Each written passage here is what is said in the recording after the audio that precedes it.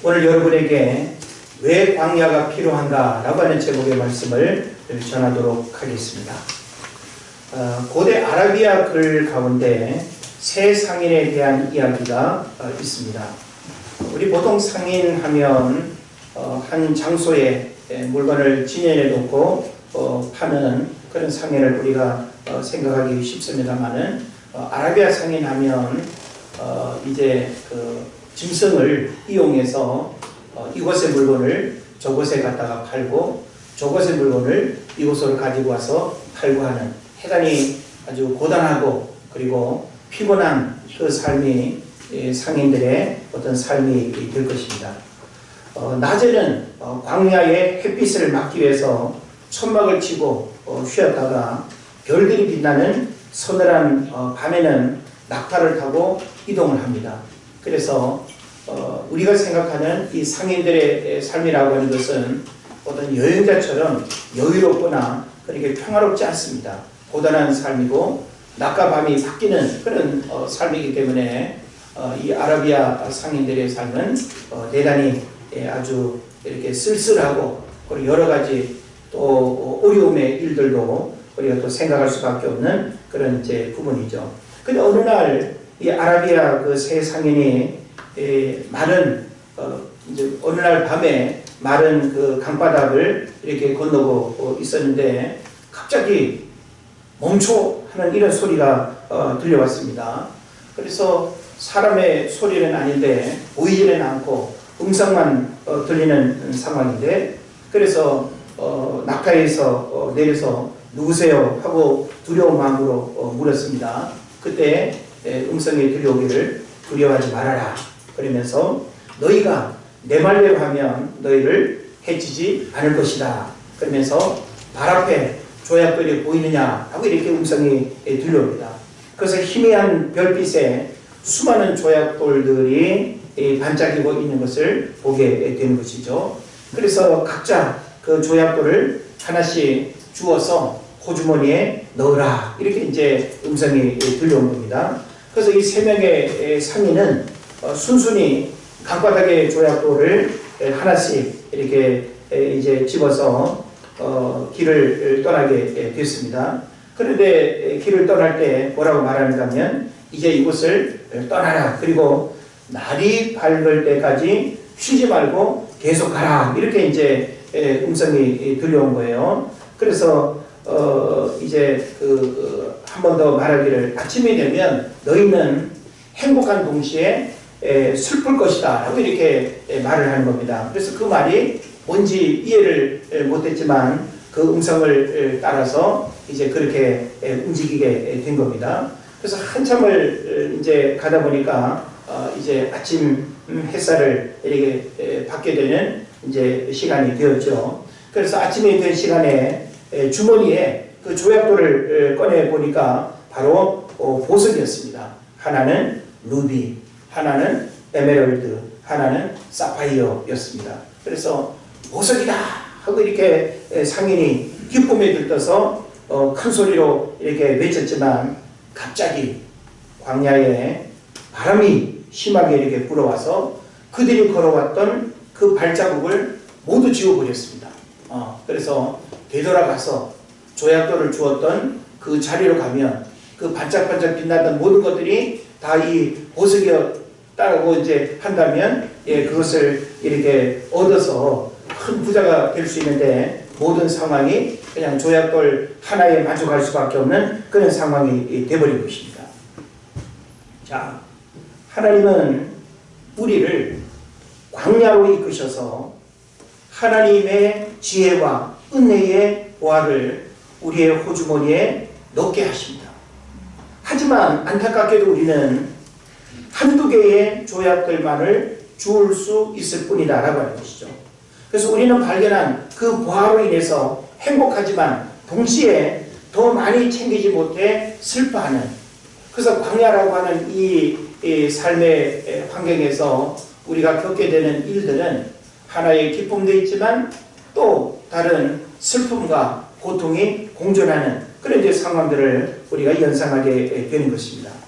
자, 광야는 우리 인생에 어떤 의미가 있을까요? 우리는 광야가 어떤 곳인지 잘 압니다.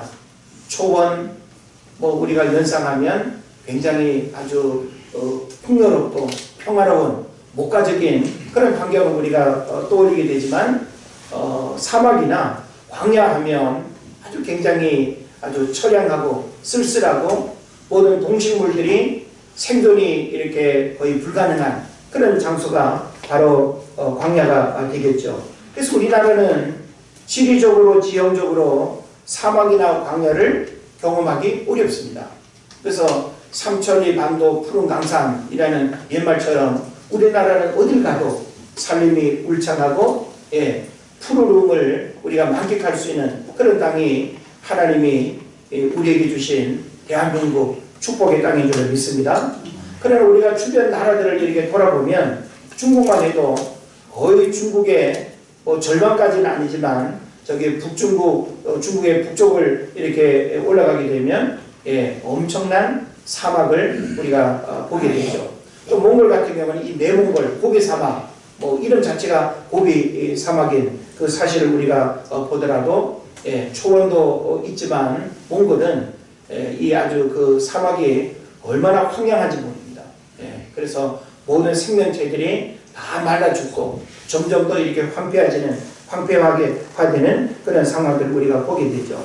또 미국도 우리가 아는 바와 같이 이쪽 그 네바다 주의 그런 사막들 또 이 미국도 적지 않게 사막이 굉장히 이렇게 많죠. 그리고 대표적으로 우리가 사막하면 아프리카 사하라 사막 그리고 이스라엘을 비롯한 중동 지역의 대부분의 나라들이 사막이고 광야다라고 하는 사실을 우리가 알고 있습니다. 제가 예전에 이스라엘 선교순례를 다녀온 생각을 해보면 참 그 우리나라 경기도와 강원도 면적밖에 안 되는 작은 땅덩어리인데 참 이렇게 우리나라처럼 이런 푸른 숲을 보기가 어렵습니다. 조금 이 갈릴리 그 주변에 푸르름이 이렇게 여겨지고 초승달 지역에 그 푸르름이 이렇게 있지만 그 외에 대부분의 지역은 황량한 사막. 그래서 영상 40도를 이렇게 넘는 40도가 넘는 그 뜨거운 그 광야 사막을 우리가 잠시 나가기만 하면 당장 그냥 이렇게 그늘진 곳을 찾거나 그 뜨거운 떼약볕을 피할 수밖에 없는 그런 상황들을 우리가 이해할 수 있습니다. 자, 그런데 성경은 광야에 관한 이야기들이 너무나 많다라고 하는 거죠. 왜 광야에 관한 이야기들이 많을까요? 성경에 쓰여진 그 장소는 이스라엘이죠. 그러니까 이스라엘은 지리적으로 지형적으로 사막과 광야를 많이 가지고 있는 땅이기 때문에 그 땅에서 벌어지는 많은 어떤 사건과 인물들의 이야기는 다 광야를 배경으로 한 이야기들이 자연스럽게 있을 수밖에 없는 것입니다. 그래서 우리가 성경을 읽을 때에 광야에 대한 이야기가 굉장히 많죠.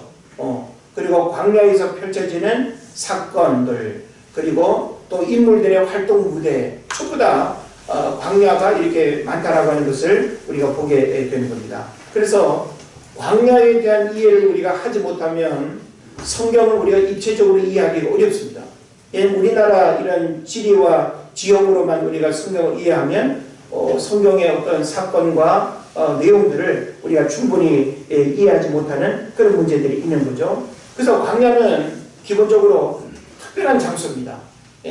어떤 의미에서 특별한 장소인가 하면 이 광야라고 하는 단어는 히브리어로 미드바르라고 하는데 이 미드바르, 다바르라고 하는 이 뜻이 뭔가 하면 말하다라고 하는 거예요. 영어로는 이제 스피크가 되겠죠. 그래서 바로 이 말하다. 그러니까 이 광야라고 하는 장소는 하나님이 말씀하시는 장소. 사람으로 친다면 하나님의 음성을 들을 수 있는 장소. 거기 어디라는 거예요? 광야라는 거예요. 그러니까 광야는 환경적으로는 척박한 땅이고 동식물이 생존하기 어려운 땅이지만 신앙적으로 영적으로 보면 광야라고 하는 그 장소는 우리 인간이 하나님을 만나고 하나님이 찾아오시는 장소고 하나님의 음성을 듣는 장소고 그리고 하나님의 말씀하심을 들을 수 있는 그 유일한 통로가 바로 광야다라고 하는 사실을 성경이 말하고 있는 것입니다. 그래서 우리가 성경을 보면 광야에서 모든 부르심과 만남의 역사들이 일어나요. 무슨 말인지 아시죠? 그래서 우리가 아브라함을 비롯한 족장들도 보게 되면 그 배경이 다 뭐예요? 광야입니다. 갈대아, 우루, 그리고 또 뭐 하란, 또 가나안 땅에 또 들어왔을 때 그 모든 삶 자체가 척박한 땅, 생존이 불가한 그런 이제 땅이 바로 이제 아브라함을 비롯한 족장들이 살았던 그 삶의 배경임을 우리가 보게 되는 것이죠. 그뿐만 아니라 오늘 우리가 또 성경에서 만나게 되는 모세도 역시 광야를 우리가 이렇게 빼놓고는 모세를 말할 수가 없습니다. 자, 모세는 120년을 살았죠.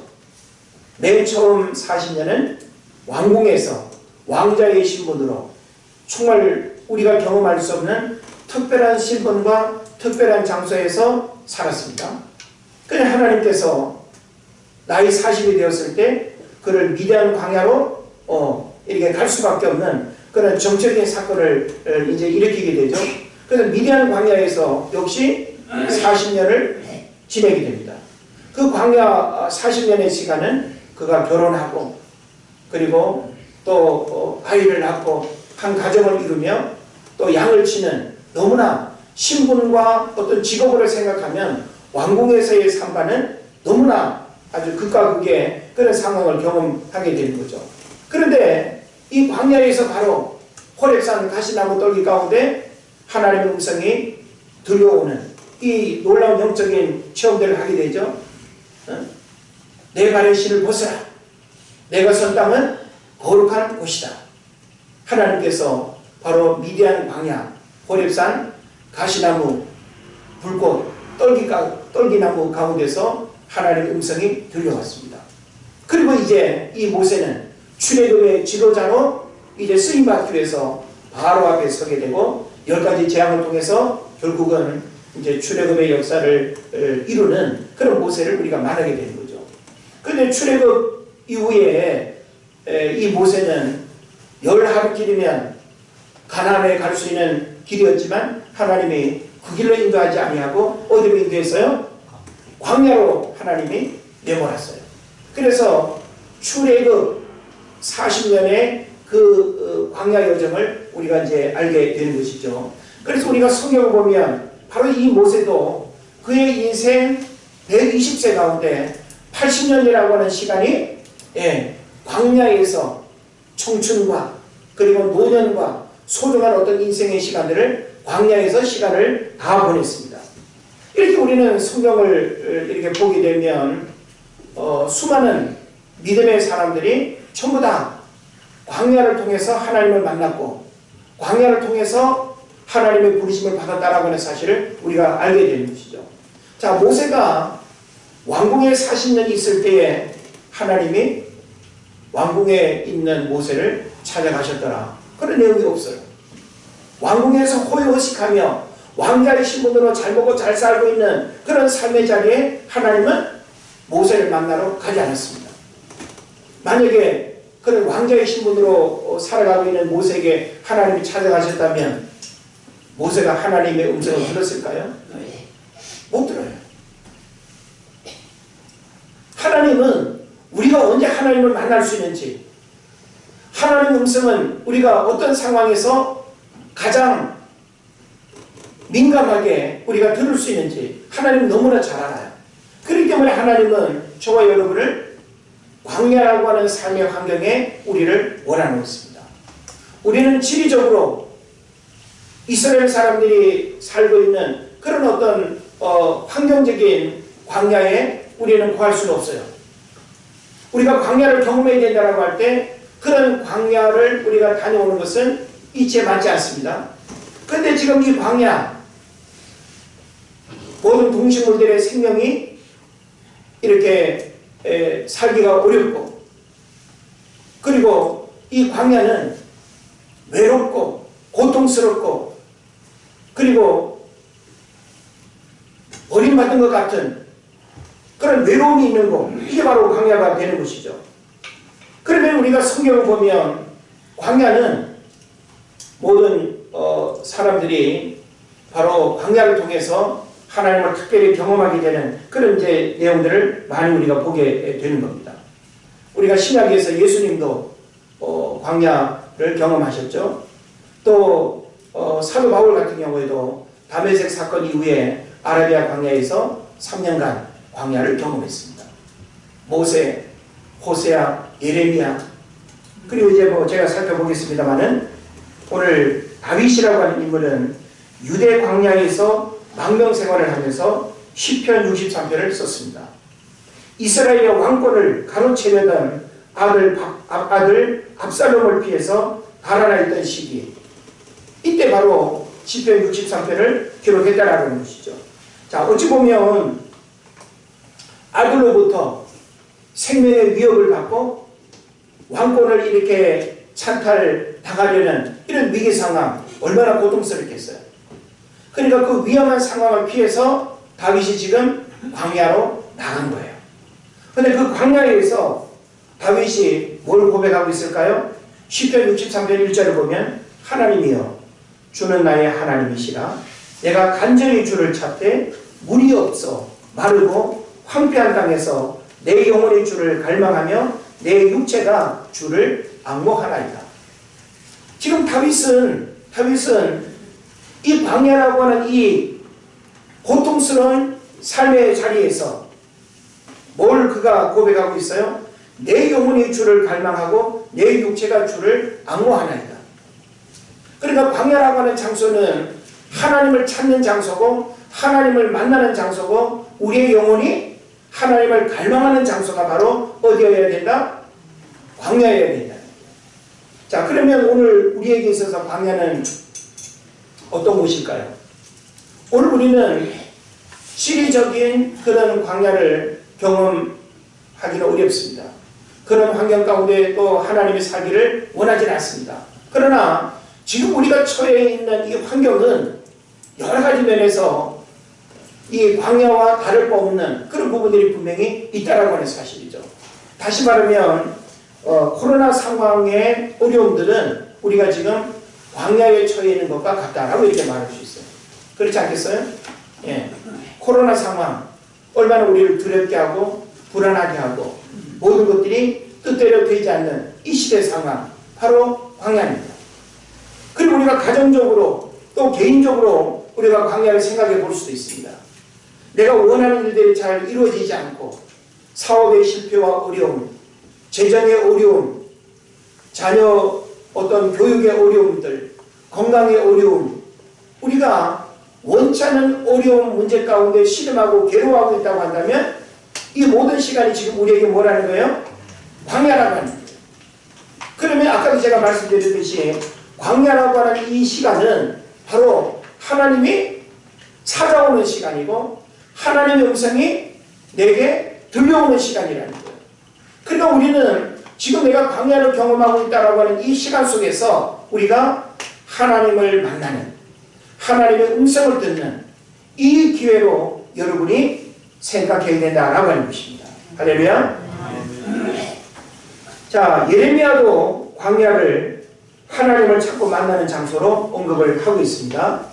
예레미야서 2장 2절을 보면 이렇게 말씀하고 있는데 가서 예루살렘의 귀에 외칠지니라 여호와께서 이와 같이 말씀하시기를 내가 너를 위하여 내 청년 때의 인애와 내 신혼 때의 사랑을 기억하노니 곧 씨 뿌리지 못하는 땅 그 광야에서 나를 날았으리라.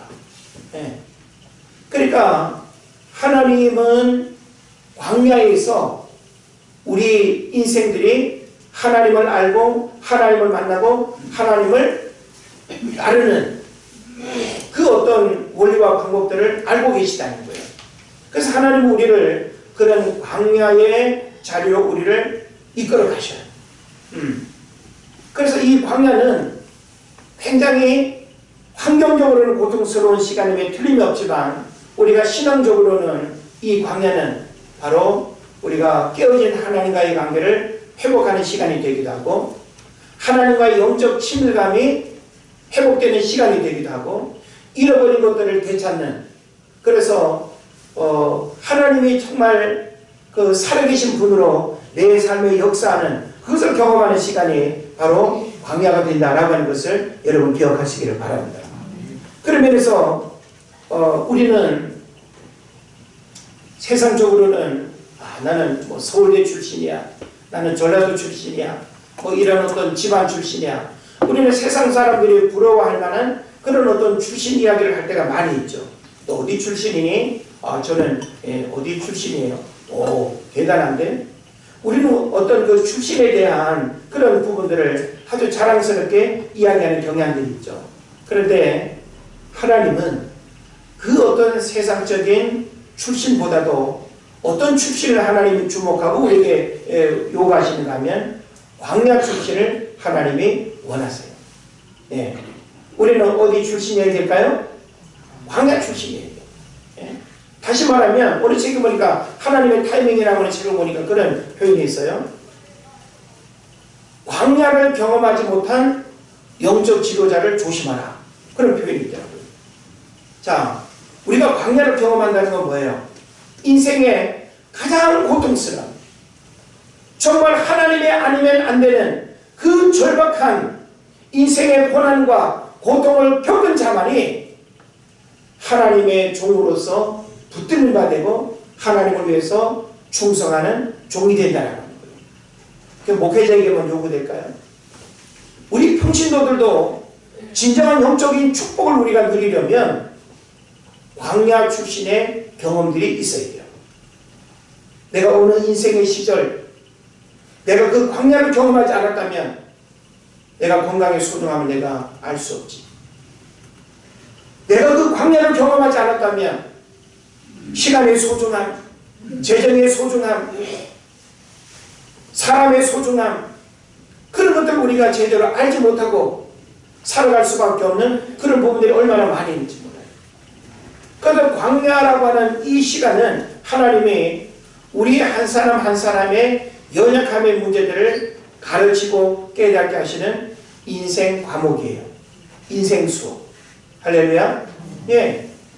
어떤 면에서는 많은 대가를 지불해야 되고 많은 금전적인 손해를 우리가 당하는 그런 어려움이 우리가 어려움을 겪는다 할지라도 광야는 바로 우리의 신앙을 더 새롭게 하고 연단하고 변화시키는 그런 기회가 된다라고 하는 사실을 여러분 깨달으시기 바랍니다. 그래서 우리는 왜 광야가 필요한가라고 하는 이 질문에 대해서 오늘 성경이 주고 있는 그 답을 우리가 주목을 해야 되는 것입니다. 자, 우리는 신앙생활에서 이런 마음들을 가질 때가 많죠. 하나님 빨리 그냥 이 고통스러운 출애굽을 해서 하나님 약속의 땅, 젖과 꿀이 흐르는 그 가나안 땅 빨리 들어가게 해주십시오. 분명 젖과 꿀이 흐르는 그 가나안 땅은 축복의 땅임에 틀림이 없습니다. 그런데 그 축복의 땅은 그냥 우연히 주어지지 않는다는 거예요. 자, 오늘 우리가 성경을 볼게요. 자, 성경 7절 이하를 보십시오. 자, 읽지는 않았는데 오늘 제가 함께 같이 보는 걸로 대신하겠습니다. 자, 내 하나님 여호와께서 너를 아름다운 땅에 이르게 하시나니라고 했습니다. 자, 여기서 너를 아름다운 땅에 이르게 한다. 이 아름다운 땅은 뭘까요? 가나안 땅이 되겠죠. 우리가 그토록 신앙적으로 원하고 이스라엘 백성들이 그토록 약속의 땅에 가기를 원했던 그곳이 바로 이렇게 아름다운 땅이라고 이야기하고 있습니다. 자, 그런데 그 아름다운 땅에 이르게 하시는데 그곳은 골짜기든지 산지든지 시내와 분천과 샘이 흐르고, 그러니까 하나님이 가나안 땅을 이렇게 지금 묘사하고 있는 거예요. 그리고 8절 말씀 우리 다 같이 읽어볼까요? 시작. 밀과 보리의 소산지요 포도와 무화과와 송료와 감람나무와 꿀의 소산지라. 예, 가나안 땅을 대표하는 7 식물들이 있어요. 그러니까 우리 삶에 먹거리로서 대단히 중요한 소출들이죠. 밀, 보리, 포도, 무화과, 송유, 감람나무, 꿀. 이게 지금 우리에게만 이런 것들이 있어도 먹고 사는데 전혀 문제가 없겠죠. 가나안 땅이 바로 그렇다라고 하는 것을 성경이 말합니다. 그뿐만입니까? 내가 먹을 것에 모자람이 없고 내게 아무 부족함이 없는 땅이며 그 땅의 돌은 철이요 산에서는 동을 캘 것이라. 내가 먹어서 배부르고 내 하나님 여호와께서 옥토를 내게 주셨으므로 말미암아 그를 찬송하리라. 지금 7, 8, 90 이 말씀을 우리가 보면 가나안 땅이 어떤 곳인지 우리에게 보여주고 있어요. 우리가 이 말씀을 통해서 가나안 땅의 상황들을 우리가 생각해 보면 너무나 축복된 땅이고 이런 곳에 우리가 살고 싶은 그런 마음들을 갖게 되지 않습니까? 그런데 성경은 이와 같은 가나안 땅이 그냥 주어지지 않는다는 거예요. 조건이 있고 과정이 있다는 거예요. 그 조건이 뭡니까? 1절 말씀을 보세요. 내가 오늘 명하는 모든 명령을 너희는 지켜 행하라. 그리하면 너가 살고 번성하고 그리고 차지하게 된다. 예, 7, 8, 90에 하나님의 말씀을 통해서 우리에게 가르치고 있는 이와 같은 가나안 땅의 축복들은 1절의 말씀대로 해야 주어진다는 거예요. 예? 너희들이 하나님의 모든 명령을 지켜 행하게 될 때 바로 너희가 살고 번성하고 하나님이 너희 조상들에게 맹세하신 그 땅에 들어가서 어떻게 해요? 그것을 차지하게 됩니다. 자, 우리는 하나님께서 우리에게 명하신 주의 말씀의 약속들을 지키고 행해야 된다는 것이 얼마나 중요한가라고 하는 사실을 우리가 알게 되는 거죠. 근데 이와 같은 가르침들은 교실에서 이론으로 듣고 배워서 되는 게 아니에요. 자, 제가 열심히 가르칩니다. 제가 우리 세계 아이를 가르치고 이렇게 하는데, 자, 가르치는 그 시간을 통해서는 아이들이 제대로 들었는지 이해했는지 뭘 깨달았는지 잘 몰라요. 그럼 학교에서도 선생님이 아이들을 가르치고 나면 중간, 기말 뭐가 있어요? 시험이 있죠, 시험. 시험을 좋아하는 분 있나요? 시험을 다 싫어해. 그런데 시험을 봐야 뭘 알고 있는지 제대로 알고 있는지 확인이 되는 거예요. 자, 그래서 하나님이 하나님의 모든 명령을 지켜 행하라. 예, 알았어요. 이걸로 돼야 안 돼요? 안 돼요. 진짜 지키는지 안 지키는지 하나님이 확인을 해야 되겠다는 거예요. 어디에서? 광야라고 하는 시간을 통해서 확인합니다. 그래서 광야, 그것도 며칠이 아니고 몇 년이 아니고 어느 정도예요? 40년. 결코 적지 않습니다. 4년도 적지 않을 텐데 우리가 군생활 4년 한다고 하면 그냥 입을 벌리고 그냥 난리를 칠 텐데 4년이라고 하는 시간 동안 내가 원치 않는 시간에 원치 않는 모습으로 훈련을 받는다라고 할 때 이걸 즐거워할 사람이 있겠습니까? 쉽지 않아요. 그런데 하나님은 가나안 땅을 하나님이 지금 보여주셔요. 가나안 땅의 약속을 하나님이 지금 하고 계세요. 말씀을 통해서. 이거는 허상이 아니에요. 하나님이 이와 같은 땅으로 인도하시겠다는 거예요. 그런데 이와 같은 땅은 조건이 있다는 것이죠. 하나님의 말씀대로 지켜 행할 때에 누리게 된다는 거죠. 그러면 하나님의 말씀을 듣고 지킨다라고 하는 사실을 대답만 하는 걸로 돼야 안 돼요? 안 돼요. 우리가 자녀들을 키워봐도 대답 잘하는 거 물론 대답 안 하는 것보다는 낫긴 하지만 넌 어째 대답만 하냐? 라고 할 때 이거 뭔가 좀 속상하지 않습니까? 대답만 하고 스스로 안 해? 대답만 하고 공부 안 해? 대답만 하고 자기 할 일 제대로 안 해? 그럼 그 대답이 인정이 돼야 안 돼요? 안 되는 거예요. 대답은 실제 그렇게 대답한 대로 행하는지 안 하는지를 테스트를 해야 되는 거예요. 그래서 바로 지금 이 광야 40년이라고 하는 이 시간은 하나님이 모세로 하여금 그 백성들로 하여금 반드시 필요한 시간으로 하나님이 이끌고 계시다. 자, 우리가 지금 못지않은 광야의 시간을 여러분이 경험하고 있다고 생각해 보세요.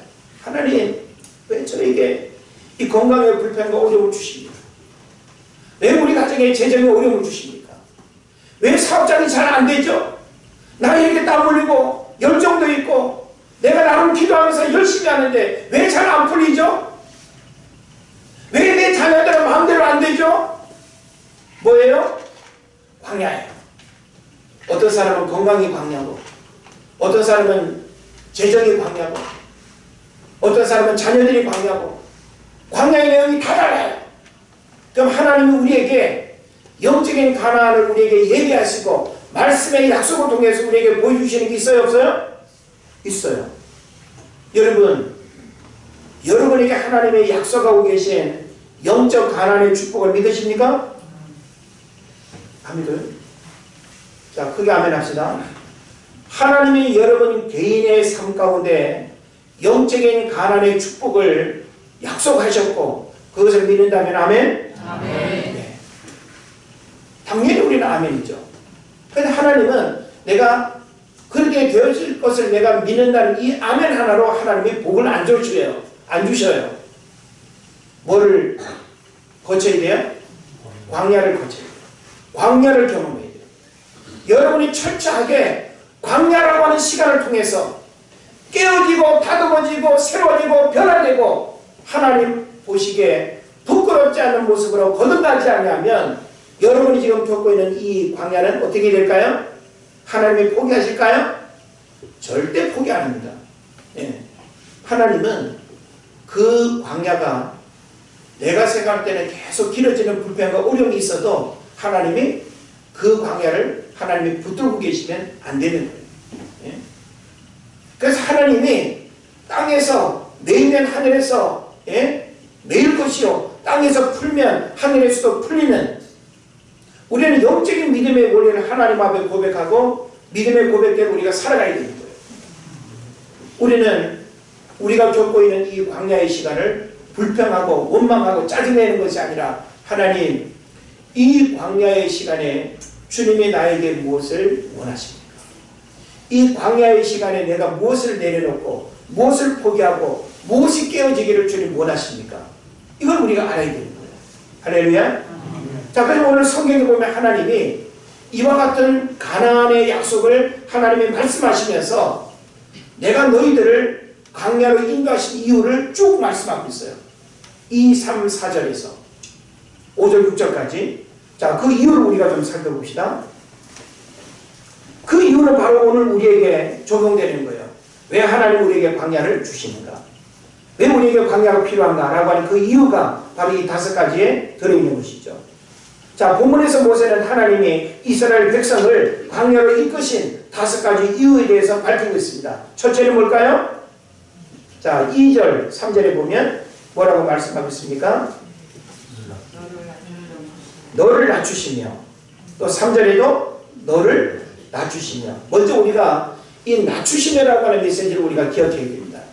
자, 여러분 늘 낮은 자의 모습으로 살아가고 있습니까? 예? 여기서 낮추시며라고 하는 것은 영적 겸손함이에요. 삶의 겸손함. 자, 우리가 어딜 가도 저 사람 배웠는데도 배운 티를 안 내고 가졌는데도 가진 티를 안 내고 예? 있는데도 있는 티를 안 내고 그런 사람 여러분 보셨어요? 그런 사람이 감동이 있지 않습니까? 예? 별로 배운 것도 없으면서 그냥 아는 체하고 가진 것도 없으면서 가진 체하고 예? 있는 체하고 이쁜 체하고 하나님 다 알아요. 적어도 우리는 사람 앞에서가 아니라 하나님 앞에서는 철저하게 낮아져야 됩니다. 영적 겸손함이 바로 하나님이 우리를 광야로 인도하시는 첫 번째 시험이에요. 첫 번째 과목이에요. 예? 우리가 대학에서 강의를 들으면 한 과목 이 패스를 잘 해야 되죠. 점수를 우리가 이수해야 되잖아요. 예? 그러니까 그 성적에 미달되면 패스가 안 되는 거예요. 하나님은 이 광야를 통해서 저와 여러분 어떻게 되기를 원하신다? 예, 겸손하기를 원하세요.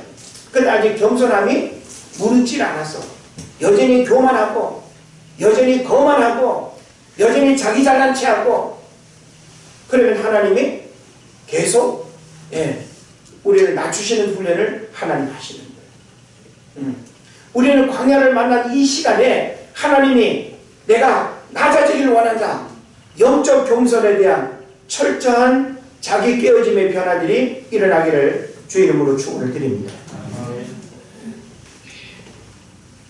그 다음에 2절 이하를 보게 되면 너를 낮추시며 그리고 그 다음에 뭐라고 했죠? 너를 시험하사. 따라합시다. 너를 시험하사. 예. 이건 마귀의 시험이 아니에요. 자, 마귀의 시험을 템테이션이라고 하죠. 템테이션. 예. 우리를 넘어뜨리고 아주 못되게 하고 하나님과의 관계를 깨뜨리고 이게 뭐예요? 템테이션이에요. 마귀가 우리에게 주는 시험. 그런데 하나님이 우리에게 주시는 시험은 뭘까요?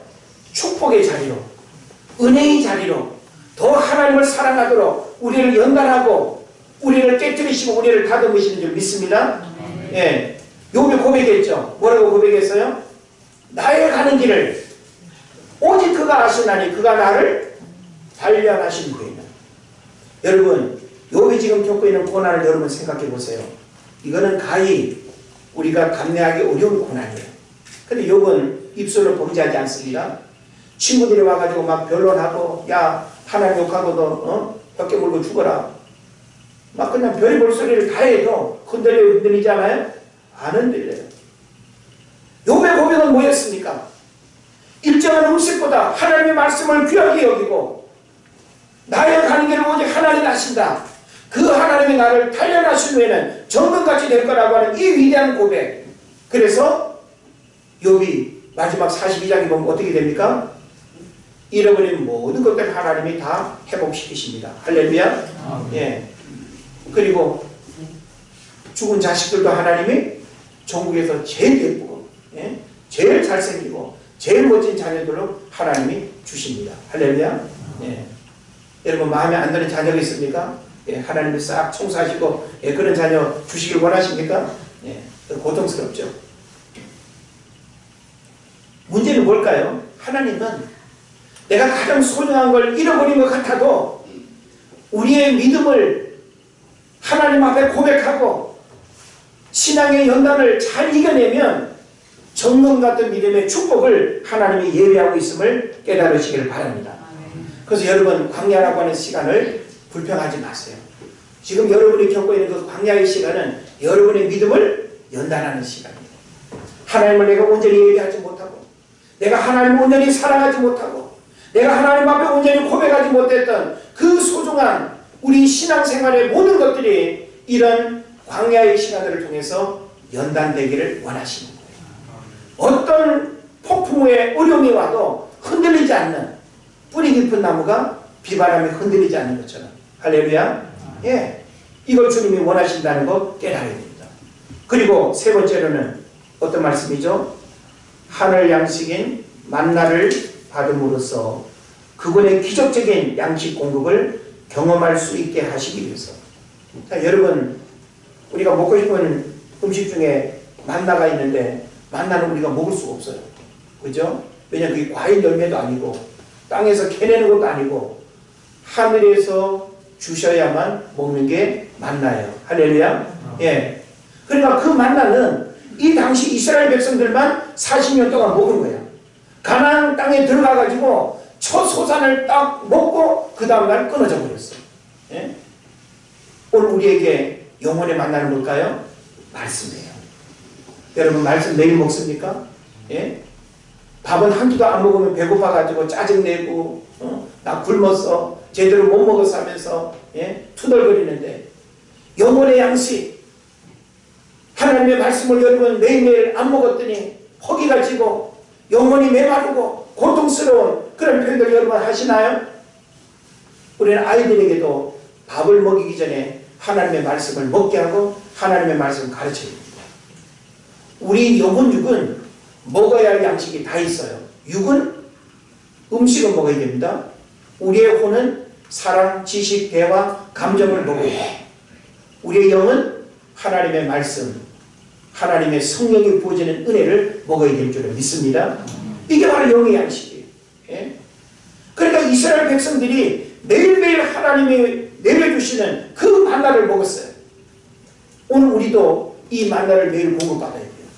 여러분 하루를 시작할 때 뭘 여러분 먼저 듣습니까? 뉴스 먼저 들으시나요? 우리는 세상 뉴스 먼저 접하기 전에 하나님 말씀 먼저 들어야 됩니다. 왜 우리가 새벽 시간이 귀하죠?